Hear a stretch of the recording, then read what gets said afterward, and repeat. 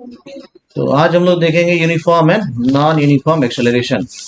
इससे पीछे सारा चीज हम लोग प्रीवियस क्लास में डिस्कस कर चुके हैं। एक बार हम लोग रिकॉल करते हैं कि प्रीवियस क्लास में हम लोग क्या क्या डिस्कस किए हैं, उसके बाद हम लोग तेजी से बढ़ जाएंगे आगे। ठीक है, तो प्रीवियस क्लास में हम लोग डिस्कस किए थे सबसे पहले मोशन को, फिर हम लोग डिस्कस किए रेस्ट को, फिर हम लोग मोशन और रेस्ट के बीच में रिलेशन देखे, है ना। फिर हम लोग देखे कि motion is a relative quantity. क्या देखे हम लोग? Motion is a relative quantity. इसके बाद हम लोग क्या देखे, फटाफट बताना भाई। इसके बाद क्या देखे? ठीक है भाई, तो देखे पहले क्या, मोशन देखे, रेस्ट देखे, फिर motion is a relative quantity. उसके बाद हम लोग क्या देखे, डिस्टेंस देख लिए। उसके बाद हम लोग यस डिस्प्लेसमेंट देख लिए। उसके बाद हम लोग बताओ स्पीड देख लिए, वेलोसिटी देख लिए, और उसके बाद हम लोग इधर बेसिकली फिजिकल क्वांटिटीज भी पढ़े।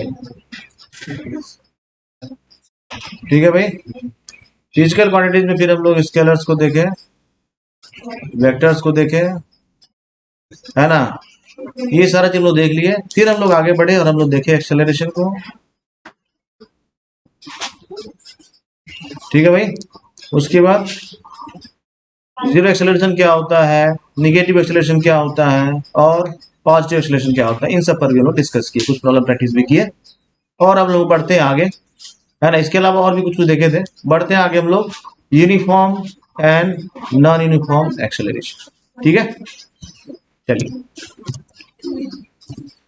तो पहला है यूनिफॉर्म एक्सेलरेशन। यूनिफॉर्म एक्सेलरेशन क्या होता है? If there are equal changes in velocity. अब यूनिफॉर्म मोशन के केस में जाना, if a body covers equal distances in equal interval of time. इसमें क्या है, if there are equal changes, ये ध्यान देना, क्योंकि एक्सेलरेशन क्या है, चेंज इन वेलोसिटी का rate, rate of change of velocity. Acceleration को दिमाग में रखना है, तब यूनिफॉर्म नॉन यूनिफॉर्म समझने में मजा आए। एक्सेलरेशन क्या था भाई? Rate of change of velocity, ये था। कोई दिक्कत है क्या? a equal to v minus b u by t था ऐसा। ठीक है, where a is acceleration, v is final velocity, u is initial velocity and t is time. If there are equal changes in velocity, ठीक है भाई, v minus u constant है, of body in equal intervals time, किसी भी time interval में अगर change in velocity same है, then it possesses uniform acceleration. समझ में आया? लिख लीजिए। ठीक है भाई। अब ये स्कूल बस है, ये रेस्ट से स्टार्ट हो रहा है ना। If it is starting from rest, u equal to क्या हो जाएगा? यस, है ना।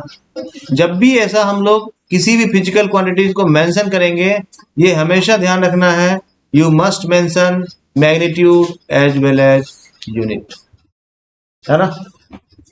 जिनका भी क्लास छूट गया है पीछे वाला वीडियोस को देख लेना है, तो उससे बहुत सारा चीज क्लियर होगा, जैसे मैग्नीट्यूड क्या था, यूनिट क्या था वगैरह, तो समझने में आगे सुविधा होगी। ठीक है भाई, तो अगर ये स्टार्ट कर रहा है रेस्ट से, if it is starting from rest, initial velocity will be 0 at 0 time. अब टाइम वेलोसिटी को देखते हैं भाई, टाइम क्या है हमारा 0, वेलोसिटी क्या है 0, है ना। अब ये स्टार्ट हो गया, अब है टाइम 5 सेकेंड्स और वेलोसिटी 8 मीटर पर second. if it has attained a velocity of 8 meter per second in 5 seconds, ठीक है, इसका मतलब यूनिफॉर्म एक्सेलरेशन। अब आगे और बढ़ा, नेक्स्ट 5 सेकेंड्स में इसका वेलोसिटी कितना हो गया? 16 हो गया, है ना, एक्सेलरेटेड है ना। नेक्स्ट 5 सेकेंड्स में इसका वेलोसिटी कितना हो गया? 16 हो गया। पहले कितना था? पहले था 8।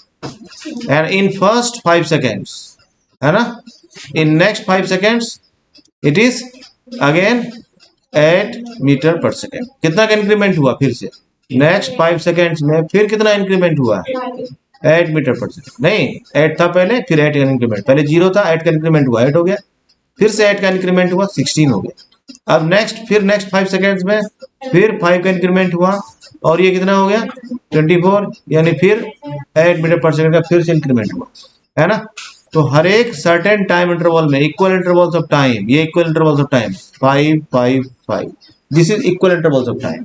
अब है और equal changes in velocity, equal change in velocity 8 - 0 8, 16 - 8 8, 24 - 16, समझ में आ रही, यानी इक्वल चेंजेस हो रहा है वेलोसिटी में इन इक्वल इंटरवल्स ऑफ टाइम। ऐसा केस अगर है उस केस में हम लोग क्या बोलेंगे, बॉडी इज एक्सेलरेटिंग यूनिफॉर्मली, है ना, इट इज यूनिफॉर्मली एक्सेलरेटेड। समझ गए बात को। अगर ये 35 सेकेंड्स में if it has attained a velocity of 56 metre पर second starting from 0 meter per second, it means the body was in a uniformly accelerated motion। समझ में आई, समझ में आई या नहीं आई। तो फर्स्ट 5 सेकेंड्स में कितना हो गया, यस नेक्स्ट 5 सेकेंड्स में, ठीक है। इसका मतलब क्या हुआ, हर जगह जहां भी इंटरवल है टाइम का 5 सेकेंड्स का, वहां पर चेंज इन वेलोसिटी कितना है 8 ही है। अगर ऐसा केस है तो हम लोग क्या बोलेंगे, बॉडी इज यूनिफॉर्मली एक्सेलरेटेड। समझ गए, प्रैक्टिकल लाइफ में ऐसा होता नहीं, समझ गए। लेकिन ये व्हीकल के केस में एक थ्योरी है, व्हीकल के केस में ऐसा जनरली नहीं। बात समझ गए बात को। तो इस केस में वैन को हम लोग क्या बोलेंगे, इन यूनिफॉर्म एक्सेलरेशन। अब है next non uniform acceleration.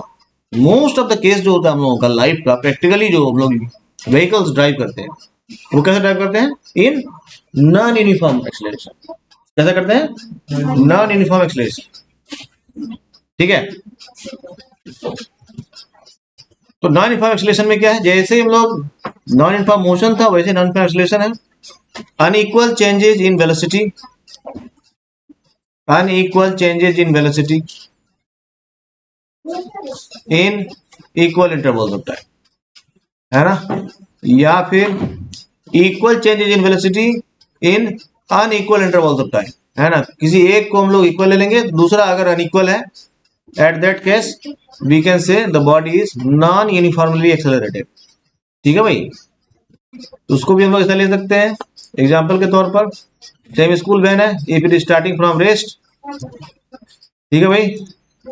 Next 5 seconds में ऐसे एज्यूम करते हैं it has attained a velocity of 7 metre पर second, and again in next 5 seconds it has attained 15 metre पर सेकेंड, है ना। ऐसा रैंडम एक्सेलरेशन है। इनका डिफरेंस क्या है, जब हम लोग डिफरेंस नोटिस करते हैं तो इसमें डिफरेंस कितना है 7 का है, यहाँ डिफरेंस कितना है 8 का है, नहीं ऐसा क्या है, कोई एक सर्टेन डिफरेंस नहीं चल रहा। तो चेंज इन वेलोसिटी क्या हमारा यूनिफॉर्म है ही नहीं। इस केस में हम लोग क्या बोलेंगे, object is non uniformly accelerated, ठीक है भाई। समझ गए बात को, किसी को नहीं समझ में आया बता सकते हैं। अब यहाँ देखो चेंज इन क्या है वेलोसिटी, कहीं 7 है, कहीं 8 है, कहीं 11 है, कहीं 4 है, कहीं 10 है, कहीं 8 है, कहीं 4 है ना। ये अगर चेंज इन वेलोसिटी यूनिफॉर्म रहता तो हम लोग बोलते object is in uniform acceleration. क्योंकि ये चेंज इन वेलोसिटी यूनिफॉर्म नहीं है, that's why we can say object is in non uniform acceleration. Clear हो गया, आगे बढ़े। चलिए भाई, ठीक है। तो यहां पर क्या हम लोग देख रहे हैं, अनइक्वल चेंजेस इन वेलोसिटी है, इसीलिए हम लोग क्या कहते हैं, object is in non uniform acceleration, ठीक है। इस केस में वैन जो है वो कैसे मूव कर रहा है, with non uniform acceleration. Previous case में जो वैन मूव कर रहा था वो कैसे कर रहा था, विद यूनिफॉर्म एक्सेलरेशन। समझ गए बात को, यहां तक में कोई तकलीफ है तो चलिए कुछ क्वेरी को रिजॉल्व करते हैं। व्हेन विल यू से a body is in uniform acceleration and non uniform, बता सकते हैं, अभी हम जस्ट देखे थे, है ना। Equal changes in velocity in equal intervals of time, uniform acceleration. Unequal changes in velocity in equal intervals of time, non equal. Non uniform acceleration. कोई दिक्कत है तुम्हें?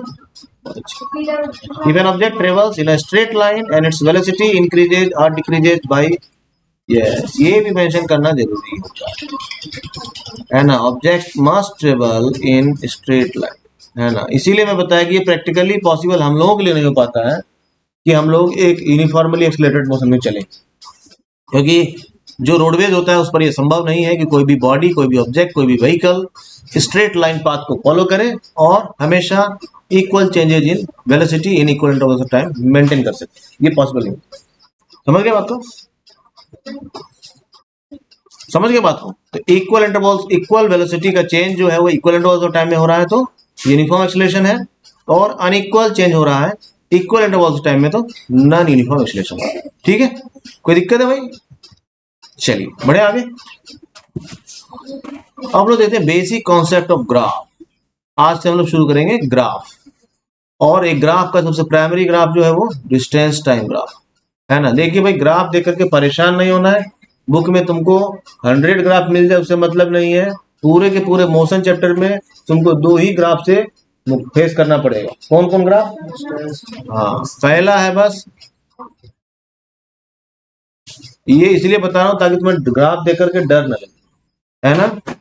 ये सिंपलेस्ट वे है मोशन चैप्टर को समझने के लिए, ग्राफ। तो 2 ही ग्राफ पूरे चैप्टर में मिलेगा बस, तो ज्यादा लोड लेना नहीं। पहला क्या है? Distance time graph.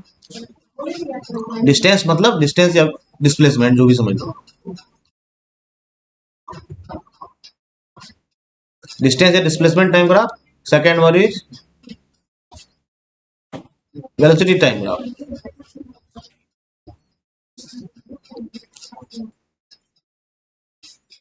समझ गए? कितना ग्राफ है पूरे बुक में? 2 ही बस, डिस्टेंस टाइम ग्राफ और वेलोसिटी टाइम ग्राफ, है ना। तीसरा कुछ है नहीं। समझ गए बात को? अभी हम लोग बेसिक कॉन्सेप्ट देखेंगे और डिस्टेंस टाइम ग्राफ बहुत ही आसानी से समझ जाओगे, कोई लोड लेने की जरूरत नहीं। ठीक है, ये है ग्राफ हमारा, इससे सब लोग पहले से ही परिचित होंगे, है ना। इसमें एक्स एक्सिस होता था और वाई एक्सिस होता था, इसके बारे में सब लोगों को पहले से पता है ना। प्रीवियस क्लास में लेक्चर दिए थे कोऑर्डिनेट ज्योमेट्री का, जिसने दिखाया था। तो ये एक्स एक्सिस हो गया, ये वाई एक्सिस हो गया, ये ओरिजिन हो गया। ठीक है, अब हम लोग क्या करते हैं? एक्स एक्सिस वाई एक्सिस पे हम लोग क्या करते हैं?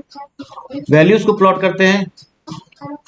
तो अब हमारे पास अगर 2 वेरिएबल्स है, टाइम एंड डिस्टेंस, तो क्या करें? किसी एक एक्सिस को हम लोग टाइम ले लेंगे, उसको टाइम एक्सिस बोलेंगे, और दूसरा एक्सिस को हम लोग डिस्टेंस एक्सिस ले लेंगे, उसको हम लोग डिस्टेंस एक्सिस बोलेंगे। कोई दिक्कत नहीं। कन्वेंटली क्या किया जाता है कि एक्स एक्सिस जो है उसको हम लोग टाइम एक्सिस लेते हैं। ये मैंडेटरी नहीं है, लेकिन एक कन्वेंशन फॉलो किया गया है पूरे बुक में।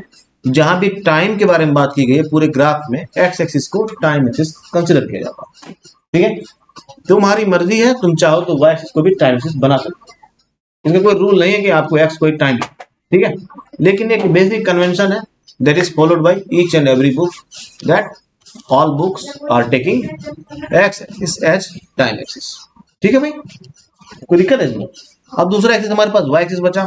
अगर ये डिस्टेंस टाइम ग्राफ है या डिस्प्लेसमेंट टाइम ग्राफ है, y axis will be distance time graph और डिस्प्लेसमेंट टाइम। ठीक है, तो वाई एक्सिस यहाँ पर क्या हो गया? डिस्टेंस एक्सिस हो गया, और एक्स एक्सिस यहाँ क्या हो गया? टाइम एक्सिस हो गया। समझते रहना, बहुत आसानी से समझ लो, कोई बहुत लोड वाली बात है ही नहीं। अब यहाँ ग्राफ से क्या है, हम लोग बहुत सारा चीज क्लियर कट समझ भी लेंगे। ठीक है, अब है यूनिफॉर्म मोशन का ग्राफ। एक बार प्रीवियस क्लास में भी लोग यूनिफॉर्म मोशन का ग्राफ को देखे थे और नॉन यूनिफॉर्म मोशन को भी ग्राफ से देखे थे, है ना। उसका थोड़ा एक क्लियर विजन लेते हैं।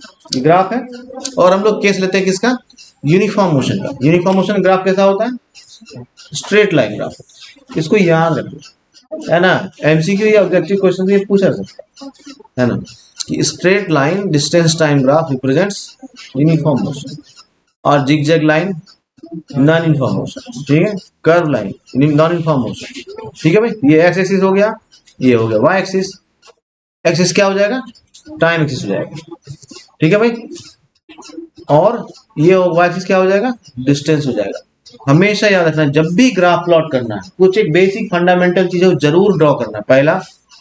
सबसे पहला काम draw x axis, draw y axis. ठीक है, एरो मार्क करना जरूरी है, ये ध्यान देना है, ओरिजिन मेंशन करना जरूरी है। ठीक है भाई, इतना हो गया। Both x axis and y axis must be perpendicular to each other, ये ध्यान देना बहुत जरूरी, परपेंडिकुलर हो। ठीक है, ऐसा नहीं कि एक्स एक्सिस वाई एक्सिस बनाना ऐसा बना दिया, ऐसा नहीं कर सकते आप, ये गलत है।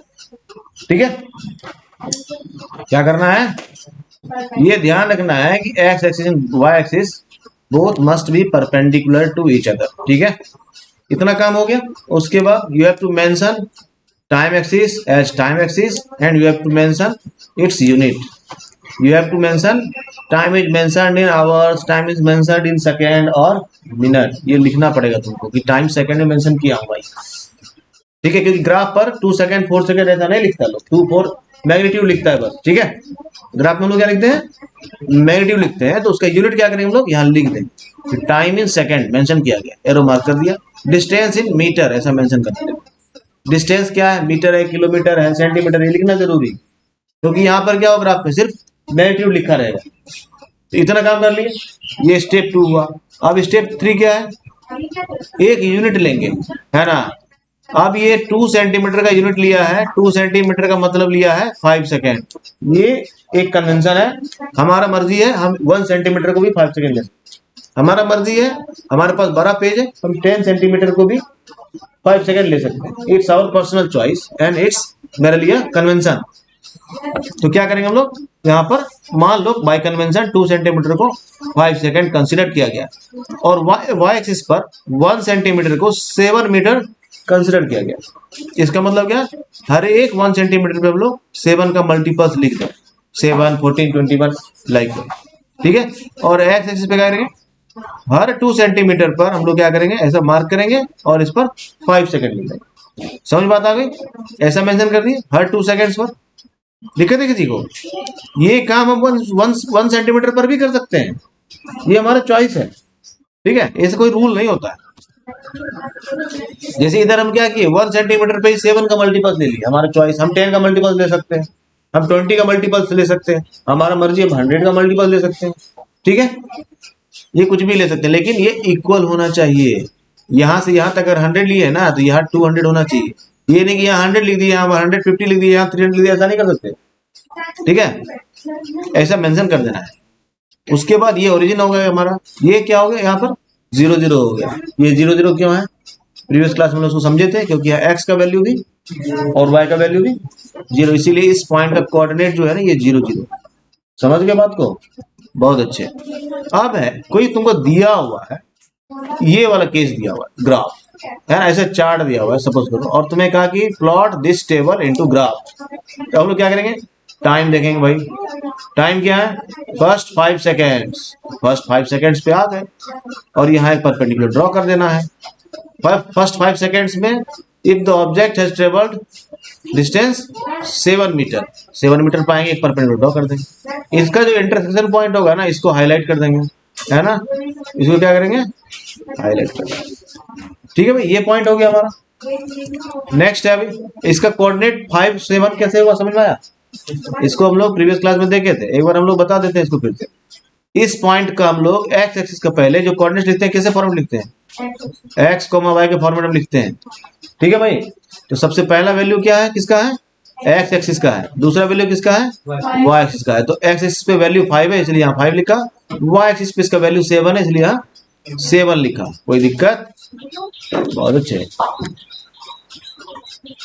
चलिए अगला है हमारा, टाइम कितना है, 10 सेकेंड, हम आएंगे 10 सेकेंड पर, एक परपेंडिकुलर ड्रॉप करेंगे इस पर, और डिस्टेंस टेबल कितना है 14, 14 पर एक परपेंडिकुलर ड्रॉ करेंगे, दोनों का जो इंटरसेक्शन है उसको हाईलाइट कर देंगे।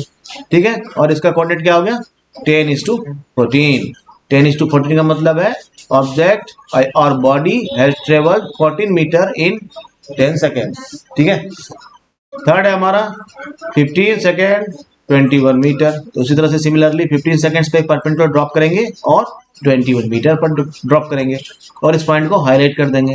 अब यहाँ पर ये कोऑर्डिनेट्स लिख दिया, इस कोऑर्डिनेट का क्या मतलब है, object has travelled 21 metre in 15 seconds. ठीक है भाई, सिमिलरली यहाँ भी उस तरह से क्या है, object has travelled 28 metre in 20 seconds. ठीक है, एंड सो ऑन। अब इसको जो हम लोग मैच करते हैं सारा पॉइंट्स को, तो क्या दिखता है? स्ट्रेट लाइन दिखता है। क्यों? ये यूनिफॉर्म मोशन का टेबल था और ये यूनिफॉर्म मोशन ग्राफ है। यूनिफॉर्म मोशन का ग्राफ हमेशा क्या हो गया? स्ट्रेट लाइन, लीनियर ग्राफ बोलते हैं इसको, ठीक है, स्ट्रेट लाइन। समझ गए बात को? अब यहाँ थोड़ा ध्यान देना कि जरूरी नहीं है, जैसे यहाँ पर क्या है इसको समझेंगे। यहाँ पे एक क्वेश्चन है, लिखा है क्या? The straight line in the distance time graph shows that the distance is increasing with time. ये हमेशा सही नहीं है, इसके लिए एक शर्त है। अभी इसको शर्त को हम लोग देखें, क्या लिखा? देखो भाई, एक एक चीज को समझना अच्छे से। लिखा the straight line, it is an straight line in the distance time graph. ये डिस्टेंस टाइम ग्राफ हमारा shows that the distance is increasing with time. दिख रहा है ना, टाइम के साथ डिस्टेंस इंक्रीज कर रहा है। ये सिर्फ डिस्टेंस इंक्रीज नहीं कर रहा है, डिस्टेंस इज इंक्रीजिंग यूनिफॉर्मली, एक प्रॉपर यूनिफॉर्म में इंक्रीज कर रहा है।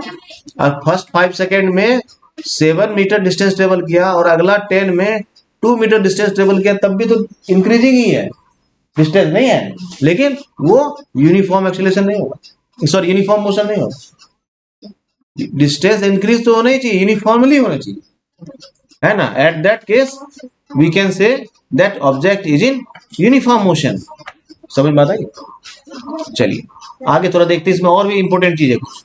अभी हम दिखाएंगे कि स्ट्रेट लाइन होगा और यूनिफॉर्मली इंक्रीजिंग भी नहीं होगा, नॉन यूनिफॉर्मली इंक्रीजिंग भी नहीं होगा, है ना, ऐसा भी संभव है। देखते हैं उसमें। इस केस में हम लोग क्या बोलेंगे? The body is said to be to have a uniform motion. थोड़ा सा हम लोग देखेंगे इसमें, ये है ना कि the straight line in the distance time graph shows that, इस पर्टिकुलर ग्राफ की बात कर रहे हैं हम लोग, ये एक जनरल स्टेटमेंट नहीं है, ये ध्यान देना। ये एक जनरल स्टेटमेंट होगा तो गलत हो जाएगा। क्यों गलत होगा उसको हम लोग आगे डिस्कस करेंगे।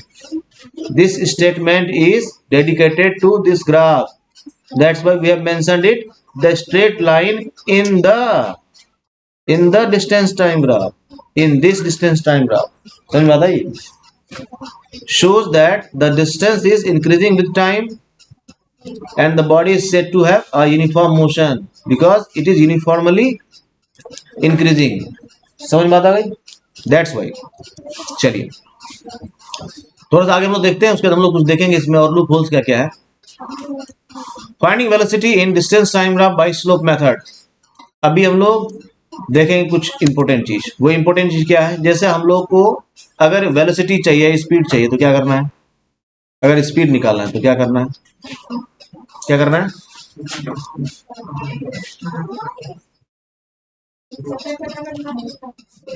ऐसे निकाल सकते हैं।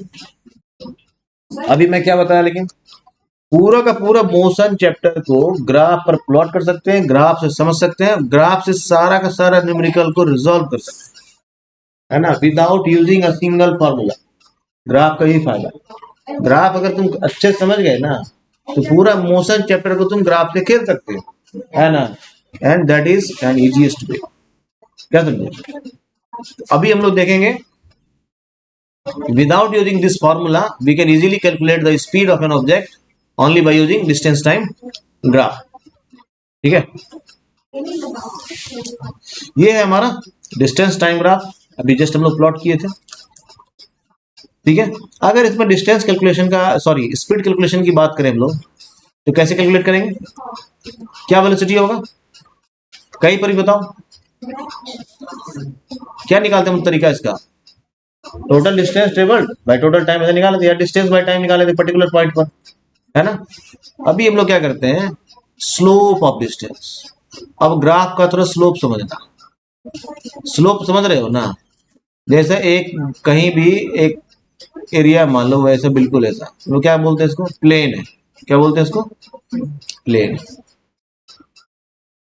ठीक है, अगर इस प्लेन को हम लोग, इस पर मान लो ये एक ऐसा छत है, किसी का घर, इस पर चढ़ना है, सीढ़ी लगाते हैं। सीढ़ी कैसे लगाते हैं हम लोग? ऐसा सीढ़ी लगाते हैं क्या? सीढ़ी कैसे लगाते हैं? ऐसा लगाते हैं ना। ये एक इंक्लाइंड प्लेन बोलते हैं। तो क्या बोलते हैं इसको? हाँ, ये एक प्लेन हो गया। ये कैसा प्लेन है? ये प्लेन है, लेकिन कैसा प्लेन है? Inclined plane. कैसा है?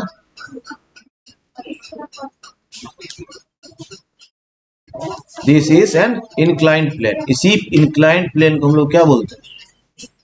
स्लोप बोलते हैं। समझ गए बात को? क्लियर हुआ? स्लोप, इस ग्राफ में स्लोप क्या है? इस ग्राफ में स्लोप क्या है? ये है हमारा ग्राफ। ये ग्राफ क्या है? इसका स्लोप है ये। नहीं, अगर ये ग्राफ ऐसा रहता, ये ग्राफ का स्लोप नहीं है इसका मतलब। समझ बात आ गई? क्लियर हुआ? स्लोप समझ में आ गया भाई? तो स्लोप ऑफ डिस्टेंस निकालना है और क्या करना है देखते हैं इसको। Now consider points A and B. We have given 2 points. कहीं का भी ले सकता हूं पॉइंट्स। अभी हम लोग इस पॉइंट को और इस पॉइंट को हम लोग डिस्कस कर रहे हैं, ठीक है भाई? ऐसा 2 पॉइंट्स लिया ए एंड बी। इस दोनों के कोऑर्डिनेट्स क्या क्या है? इसके कोऑर्डिनेट है 5 7, इसके कोऑर्डिनेट्स है 10 14। जहां समझने में दिक्कत होगी बताना है, ठीक है? We simply mention it as x1 y1 and x2 y2। ठीक है भाई?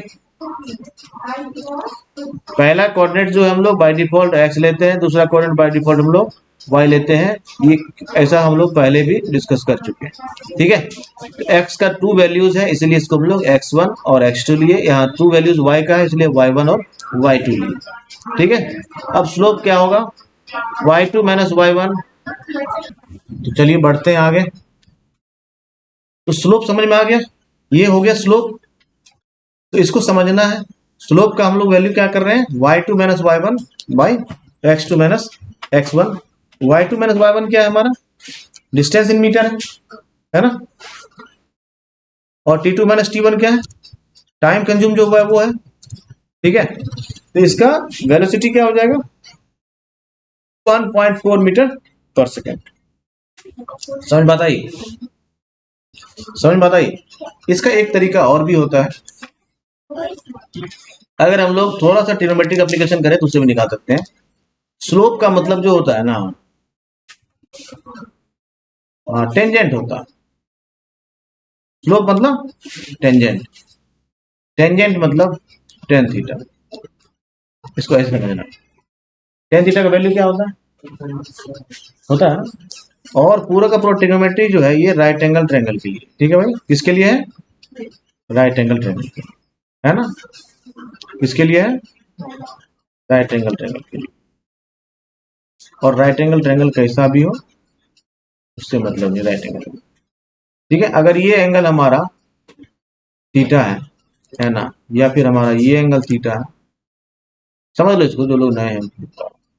ये एंगल थीटा, तो इसका जो अपोजिट साइड होता है ना उसको हम लोग परपेंडिकुलर बोलते हैं, ठीक है? और जो साथ लगा हुआ साइड होता है उसको हम लोग बेस बोलते हैं।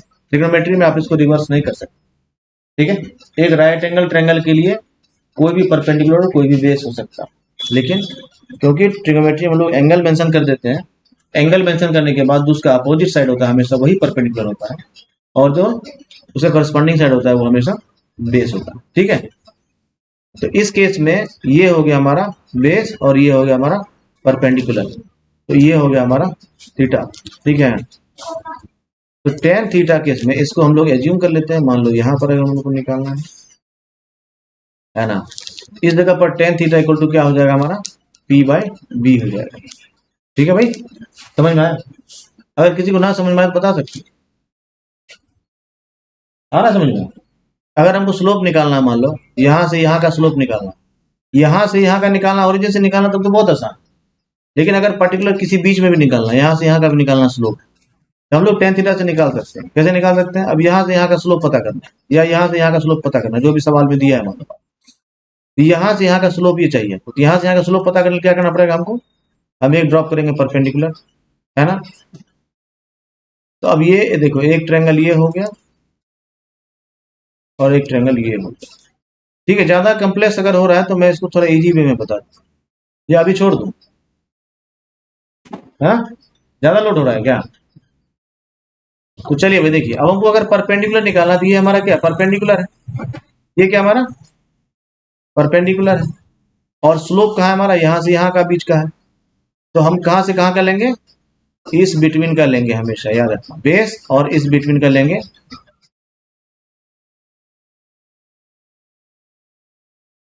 यहाँ ध्यान दो, ये ट्रायंगल बनेगा, नहीं समझ में आ रहा तो मैं ट्रायंगल ट्रेस ड्रॉ कर लेता हूँ। ये देखिए, अगर आपको यहाँ से यहाँ का स्लोप लेना है ना, तो इसमें ट्रिग्नोमेट्री का एप्लीकेशन जो करेंगे तो कैसे करेंगे, एक ऐसे ड्रॉप करेंगे और एक इस पर ड्रॉप करेंगे, दोनों पर परपेंडिकुलर ड्रॉप करेंगे। अब देखो यहाँ पे एक ट्रायंगल बन रहा है, ध्यान देना, बन रहा है ना, इसको ले लेंगे हम थीटा। अगर हमको ओरिजिन से लेना है तो कोई बात नहीं, सीधा यहाँ से एक ड्रॉप करेंगे बस हो गया, ये थीटा ले लेंगे, ये हमारा सीधा पी है, ये बी हो जाए। लेकिन अगर एक पर्टिकुलर सेगमेंट के बारे में कहेगा, यहाँ से यहाँ का निकाल, और हमको ट्रिग्नोमेट्री के बेसिस से निकालना है, ये एंगल थीटा हो जाएगा, तो ये क्या हो जाएगा हमारे लिए, पी हो जाएगा, ये क्या हो जाएगा, बी हो जाएगा। बी मतलब यहाँ से यहाँ, पी मतलब यहाँ से यहाँ, ठीक है। पी कितना हो जाएगा भाई, पी यहाँ से यहाँ का मतलब है ये हो गया, ये हो गया, ये डिस्टेंस कितना है यहाँ से यहाँ, ये डिस्टेंस निकालने के क्या करेंगे हम लोग, ओरिजिन से यहाँ का डिस्टेंस में ओरिजिन के यहाँ का डिस्टेंस माइनस कर देंगे, तो ये डिस्टेंस निकल जाएगा, यानी कितना हो गया, सॉरी 14, ये कितना हो गया, ये हो गया 14 माइनस 7, यहाँ से यहाँ तक 14 है और यहाँ से यहाँ तक 7 है, ये कितना हो गया, यहाँ से यहाँ तक 7 हो गया बाई बी, बी है यहाँ से यहाँ, यहाँ से यहाँ कितना हो जाएगा 10 माइनस 5, ये कितना हो जाएगा 10 माइनस 5, और ये हो जाएगा हमारा 14 माइनस 7। ये क्यों हुआ समझ में आया, सेम चीज है देखो, है, या तो तुम ऐसे भी कैलकुलेट कर सकते हो, या तो तुम ऐसे भी कैलकुलेट, क्या समझ। अब इसमें फॉर्मूला का कहीं एप्लीकेशन हुआ है क्या, यही इस फॉर्मूला आ जाता है फिर, है ना, समझ में आता ही। आगे बढ़ जाऊं क्या,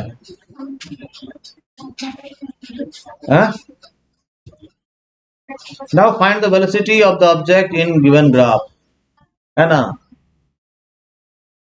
चलिए भाई, ये डिस्टेंस टाइम ग्राफ है ना, वेलोसिटी इक्वल टू क्या हो गया, स्लोप ऑफ डिस्टेंस, ठीक है भाई। Now consider 2 points A and B, 5 7 and 10 14, है ना।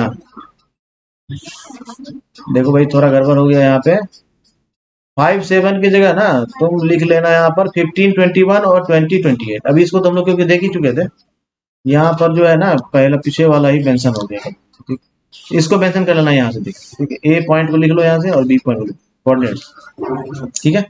ए का कोऑर्डिनेट जो है उसको थोड़ा ठीक कर लेना, ए का कोऑर्डिनेट यहाँ पे 5 7 लिखा है ना, ए का कोऑर्डिनेट को 15 21 करना,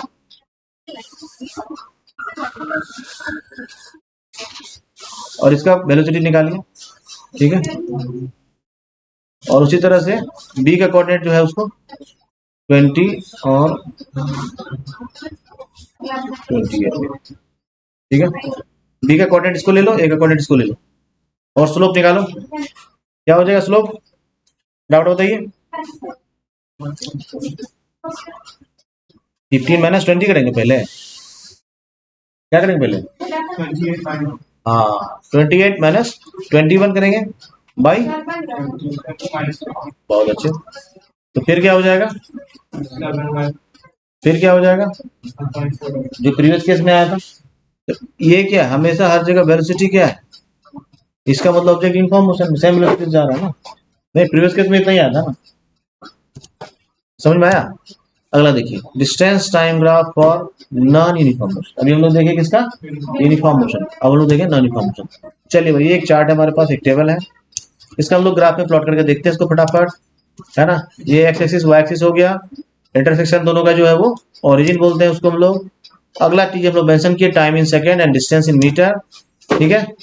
अब स्केलिंग कर लेते हैं हम लोग, एक्स एक्सिस पे 1 सेंटीमीटर का स्केलिंग किया, देखना प्रीवियस केस में हम लोग 2 सेंटीमीटर को स्केलिंग किए थे और 5 यूनिट्स लिए थे ना, ऐसा हम लोग बदल बदल के करते हैं अपनी चॉइस के हिसाब से, इसमें कोई दिक्कत नहीं, ठीक है।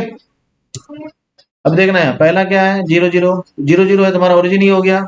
सेकंड केस में कितना है हमारा, 2 है 1 है, 2 क्या है टाइम है, तो टाइम 2 सेकेंड, और ये 1 सेकेंड, एज्यूम करते हैं कि यहाँ 1 है ना। अगले में 4 4 है, तो 4 टाइम ले लिया और एज्यूम करते हैं कि ये जगह 4 है क्योंकि ये 5 है, ये 4 होगा, ठीक है भाई। ऐसा करके जब प्लॉटिंग करोगे ना तो तुमको दिखेगा, क्या दिख रहा है, ये एक कर्व जैसा दिख रहा है ना। ये एक कर्व जो है ये क्या बता रहा है, नॉन यूनिफॉर्म मोशन बता रहा है। ठीक है, तो किसी भी ग्राफ में, किसी भी मोशन के ग्राफ में अगर कर्व लाइन हो, इसका मतलब it represents non uniform motion and straight line represents uniform motion. समझ बात आई, कोई दिक्कत है भाई? ठीक है, तो ये क्या हो गया, unequal distances covered in equal intervals of time, hence this graph is for non uniform motion. ठीक है भाई, तो अभी हम लोग एक प्रॉब्लम देखते हैं और इसको बताने की कोशिश करना है ना। चलिए, ये है हमारा ऐसा करके ग्राफ मान, है ना, ये है हमारा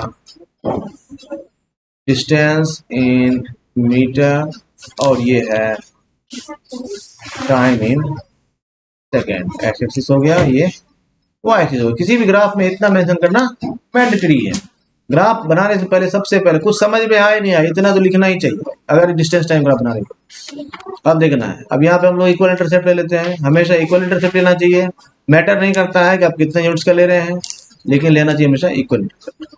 ठीक है भाई, ऐसा इक्वल इंटरसेप्ट कुछ भी यहाँ लिख दो, 2 4 6 8 10 12, ये इंटरवल सेम होना चाहिए। फिर उसी तरह से 5 10 15 20, यहाँ क्या होना चाहिए 25 और 30। ठीक है, और एक ग्राफ है स्ट्रेट लाइन ऐसा,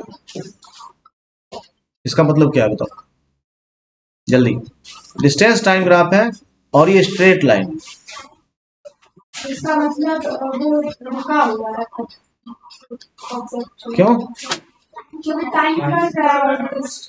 इसका मतलब ये नहीं कि स्ट्रेट लाइन है तो हम लिख देंगे यहाँ यूनिफॉर्म मोशन है, नहीं। क्यों?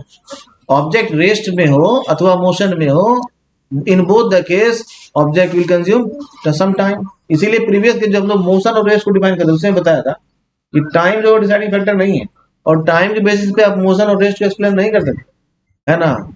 क्योंकि रेस्ट में हो चाहे मोशन में हो, टाइम एक्सिस ग्राफ हमेशा कंटीन्यूअस ही होगा भाई। ठीक है, आप चाहे डिस्टेंस ट्रेवल करिए चाहे नहीं करिए। तो इसमें क्या, ऑब्जेक्ट एक सर्टेन डिस्टेंस ट्रेवल करने के बाद रुका हुआ है क्योंकि टाइम ग्रो कर रहा है और डिस्टेंस ग्रो नहीं कर रहा है। इसका मतलब ये ग्राफ क्या रिप्रेजेंट कर रहा है, हाँ ये ग्राफ रेस्ट को रिप्रेजेंट कर रहा है। ये कोई यूनिफॉर्म मोशन का ग्राफ नहीं है। अभी याद करो, पिछले ग्राफ में बताया था ना कि तुमको स्ट्रेट लाइन मिलेगा लेकिन वो यूनिफॉर्म मोशन नहीं है ना।